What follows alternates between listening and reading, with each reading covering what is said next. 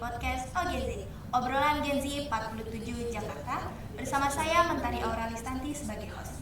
Di episode kali ini kita bakal bahas tema yang mungkin jarang disentuh, tetapi ternyata penting banget, politik. Tapi lewat cara yang beda, bukan debat, bukan wacana kosong, tetapi dari sudut pandang buku dan cerita. Judul kita hari ini adalah dari buku Kaksi. Bersama Kahira kita bakal bahas tentang bagaimana buku-buku politik bisa jadi pemantik untuk kesadaran bahkan tindakan. Tanpa menunggu lama lagi, mari kita sambut narasumber kita hari ini. Halo Kak, boleh perkenalkan diri terlebih dahulu? Halo, nama aku Hira. Gimana nih kabarnya Kak? Alhamdulillah baik. Banyak orang menganggap buku politik itu berat dan bikin ngantuk. Tapi Kak Hira sendiri justru tertarik banget nih, apa yang bikin buku-buku ini menarik buat Kak Hira pribadi? Justru yang bikin aku tertarik itu dari sudut pandang setiap penulis ya, karena kan setiap penulis itu punya ideologi dan sudut pandang yang berbeda-beda, kayak POV aja gitu beda ya, dari setiap sejarah yang dia pandang tuh apanya gitu. Jadi kita mempelajari dari setiap buku tuh mempelajari juga sudut pandang dari setiap penulisnya, jadi berbeda-beda dan bikin kita aku tertarik banget. Wah, kelihatannya menarik sekali ya membaca buku-buku politik itu. Bayangkan cerita politik disampaikan lewat fiksi seperti novel, cerpen, bahkan puisi. Menurut Kak Hira, kenapa sih pendekatan kayak gitu justru bisa lebih kena ke pembaca?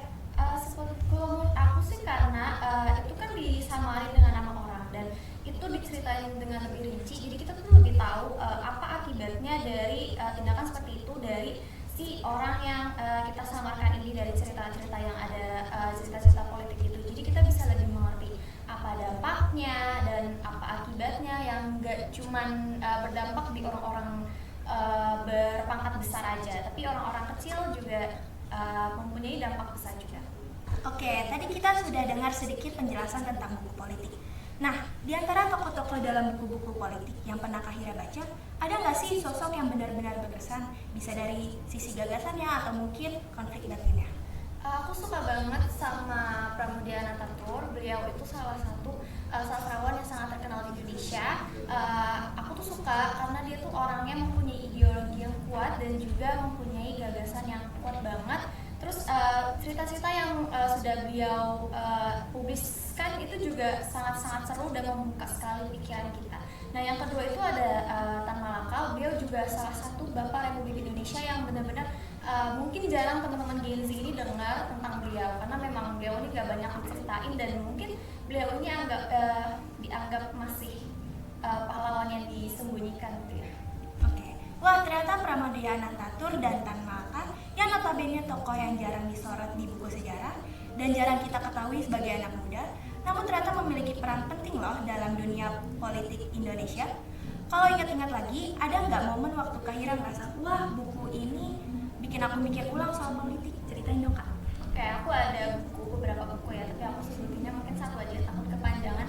Jadi ada satu buku yang bikin aku ngerubah banget soal sejarah kita, yaitu buku pulang dari ibunya Ibu Laila Qudori. Jadi itu tentang dampak daripada korban tahun 1965 yang mungkin kita tahu cuma berdampak sama orang-orang di pangkat besar ya, seperti jenderal-jenderal itu, tapi juga berdampak oleh orang-orang kecil yang seperti reporter ataupun orang-orang yang bekerja di bidang berita, seperti itu juga mempunyai dampak yang besar dari peristiwa seperti itu. Jadi itu setelah aku membaca buku itu benar-benar ngebuka pikiran aku soal sejarah Indonesia.